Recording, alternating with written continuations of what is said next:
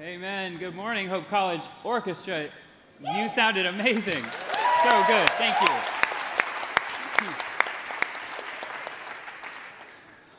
I am incredibly grateful. My name is Matt Scogin, and I'm incredibly grateful to be the president of Hope College. I've been speaking in chapel a few times over the course of this academic year, and my talks have all been on the theme, all been focused on one phrase. The phrase is, "You are covered, now go and live differently."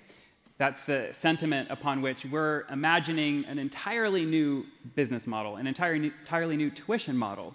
Of course, it's also something we didn't make up. It's the core message of Jesus. You are covered, now go and live differently. The last time I talked in chapel, I talked about the cost of being covered. And we said being covered is free to us, but it's not free to God. The cost to God was infinite. And this morning we're talking about one way that we should respond, one way that we should respond to that grace. And perhaps it's the primary way. It's certainly the first way, and it's gratitude. But before we jump in, Kylie Galloway, a senior at Hope College, is going to read some scripture. All right. This is Luke 7:36 through 47. Hear the word of the Lord. One of the Pharisees asked Jesus over for a meal. He went to the Pharisee's house and sat down at the dinner table.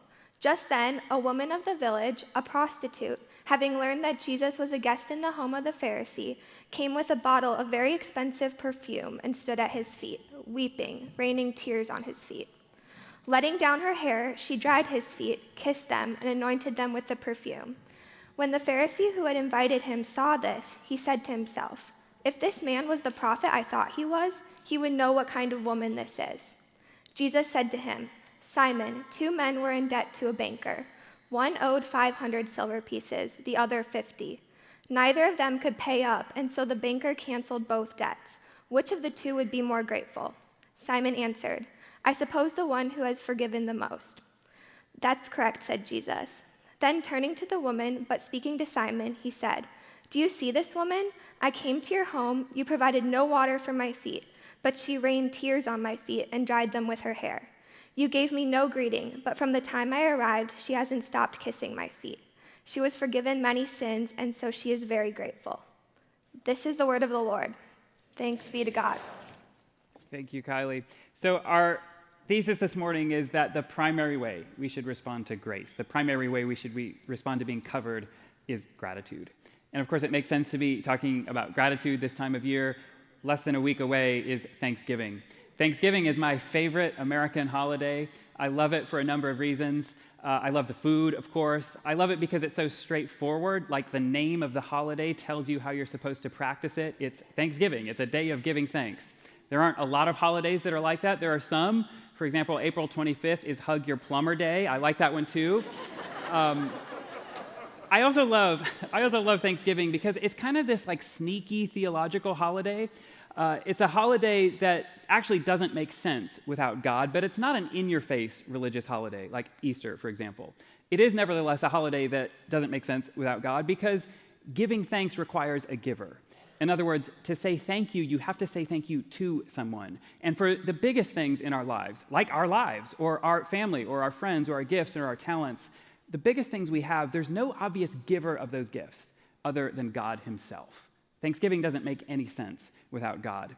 And when Abraham Lincoln in 1863 first declared Thanksgiving to be a national holiday, he made this clear. And I want to read you part of the original Thanksgiving proclamation. This is Abraham Lincoln in 1863. He said, "The year that is drawing towards its close has been filled with the blessings of fruitful fields and healthful skies.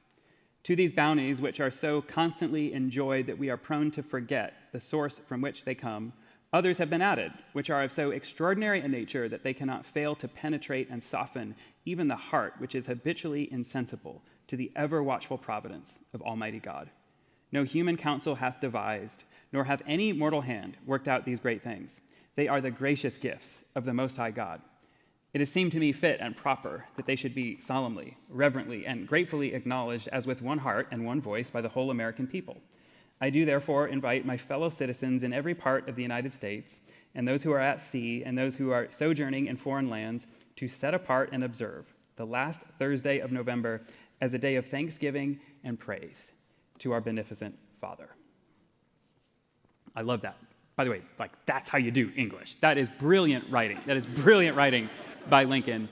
I love it because he so clearly articulates this idea that Thanksgiving doesn't make any sense without God. I also love it because the context in which he's writing is relevant for us. Like, if you consider 1863, that's in the middle of the Civil War. If we think our country is divided now, imagine what it was like then. And yet Lincoln says this has been a year filled with blessings. And on one hand, it looks so out of touch. I mean, you can imagine people reading that and thinking, I don't know about that. You're full of blessings, like the battlefields are full of bodies. And yet Lincoln is not out of touch. Rather, he's profoundly in touch with a deep biblical truth, which is that there's always something to be thankful for, even in the middle of the hardest times, even in the middle of the darkest times. Today, gratitude is a really underrated virtue. Like, if you're in a job interview and somebody says, what are your best character traits? You're going to say, like, hard work ethic or courage or fortitude. If you say, like, I'm just a really grateful person, it's almost going to be kind of a red flag. It's an underrated virtue.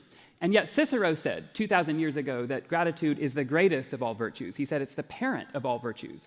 And what's interesting is that scientific research today is backing him up. So we have researchers even right here at Hope College. Charlotte Whitveley, Lindsay Root Luna, Daryl Van Tongeren have published papers showing that people who express gratitude have happiness levels that are off the charts compared to those who don't. Gratitude works, and what they're showing in that scientific research is what the Bible has said all along. Martin Luther said gratitude is the core Christian attitude. Gratitude, not love, gratitude. Why? He's justified in saying that because the entire New Testament is all about grace. And the only real response to grace is gratitude. And that's the point of the story Kylie read. It's this episode where Jesus is invited over to somebody's house for dinner. Imagine this like a Thanksgiving dinner, a Friendsgiving, and Jesus is there. And the custom in that day would be for the host to wash the feet of his guests. Like, the streets are dirty and you're wearing sandals, so your feet are gross. At this particular dinner, for whatever reason, nobody washed the feet of the guests. And it wouldn't have been a big deal. It wouldn't have been a notable thing, except for what happens next. A woman comes in. She's a prostitute. And she's got a jar full of expensive perfume. And she's going to wash Jesus' feet with the perfume. But when she sees Jesus, she's overcome with emotion and she starts weeping. And her tears fall on his feet. And she starts wiping his feet with her hair. And it's like this incredibly awkward, uncomfortable moment. I mean, imagine something like this happening at your Thanksgiving dinner. And everybody's looking around like, what in the world is going on? And the host finally whispers something like, this is really inappropriate. We have to stop this. And Jesus says, it's actually not inappropriate, and we can't stop it. It's inevitable. Because this woman realizes that she has received grace. And the only appropriate response to grace is gratitude. The Latin word from which we get grace is gratus. And from that same Latin word, we also get gratitude. It's not a coincidence that gratitude and grace come from the same word. In fact, they're actually two sides of the same coin. In some languages, this is more clear. So, for example, in Spanish or in Italian, when you receive something, you just name it. You say grace. So in Spanish, you say gracias. In Italian, you say grazie. It's just grace. You're just naming it. I received something. That's grace. I'm calling it out. It's the same in French. You receive mercy. You just say mercy back. Gratitude and grace are the same, two sides of the same coin. And when you realize that you've received something that you don't deserve, the only response is to be grateful. It's to be overcome with gratitude. The question is, do you realize that you've received things you don't deserve? Because we all have. And the Pharisee in that story doesn't realize that he has things he doesn't deserve, and that's why he's not grateful. We all receive things. We've all received countless things from God that we don't deserve. Obviously, the big things like salvation, forgiveness of sins, those are at the top of the list. But just think through your life. Just watch as you go through today all the things that God has given you that you don't deserve. I mean, I look at my own life. It's not just the big spiritual things. This job, I don't deserve to be the president of this amazing institution. And yet here I am. It's grace. I don't deserve to be married to an amazing woman, Sarah, and yet there she is, grace. I don't deserve 3 amazing kids, and yet there they are. It's grace. It's all grace. And the only response to grace is gratitude. It's to be overcome with gratitude to the point where you're willing to make a fool out of yourself like this woman in the story because you're so overcome with gratitude for the grace that you've received. I want to give you one piece of homework, and I know you're overwhelmed with homework right now, so I hate to do this. I think this piece of homework will actually make your life less stressful. It will make your life more joyful, and it will make God happy. So hopefully that's at least a reason to do it. The piece of homework is to start a gratitude journal. Because to go back to the research we referenced, the scientific research, what the research shows is that it's people who express gratitude, in particular the people who write things down that they're grateful for. Those are the people who have this happiness level that's off the charts. Because gratitude doesn't exist if you don't express it. Like, you can't just say, I'm a grateful person on the inside. You have to say it. You have to say thank you. There's a book called 1,000 Gifts. It's by a woman named Anne Voskamp.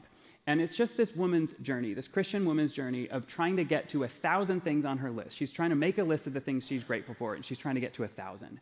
And the book is about how her life was transformed by trying to get to 1,000 things on her list. So start a gratitude journal. It'll look different for different people. Some of you may want to buy like a nice leather-bound notebook and a nice pen. Some of you may want to do a spreadsheet, a database. You can like sort your things by different categories. I don't know. Some of you may want to do it on your phone or through an app. I don't care. I don't care how you do it. Just find a way to write down things you're grateful for. Everything from the big stuff to the little stuff. Like, I loved the dinner I had last night. Doesn't matter. Just start to write down the things you're grateful for. If you look up gratitude in a thesaurus, one of the antonyms is forgetfulness. It means that to be grateful is a person who remembers. The easiest way to remember is to write it down. Write down things you're grateful for. At the end of the day, we've received grace. We've received grace from Jesus. And the only appropriate response is to live a life of gratitude. You are covered. You are covered. Now go and live a life of gratitude. Happy Thanksgiving. Go in peace.